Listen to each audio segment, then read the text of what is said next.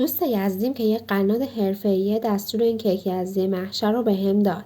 بریم که آموزش کاملش رو بهت بگم. حتی اگه تا حالا کیک نپختی به راحتی میتونی این کیک یزدی نرم رو درست کنی. فقط کافیه اول توی یک ظرف 3 تا تخم مرغ رو همراه با وانیل یا گلاب هم بزنین تا کف کنه. شکر رو اضافه کنین، اونقدر هم بزنین تا کرم رنگ بشه.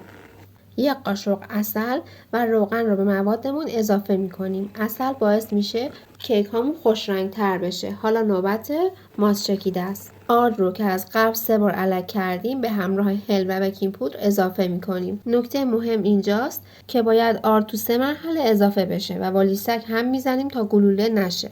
کپسول های کاغذی رو داخل قالب مافین گذاشتم و چرب کردم. مایه کیکمون رو داخل قالب ریختم و 2/3 از کپسول ها رو پر کردم.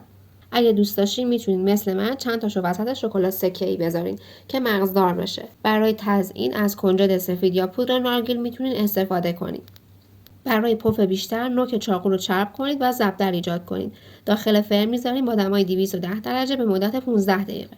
بازم بستگی به فرتون داره. اگه خواستین روش طلایی بشه به مدت کوتاه شعله بالای فرن رو روشن کنید. اینقدر این کیک از این عطر و طعم خوبی داره که بعد از درست کردنش دیگه از بیرون نمیخرید.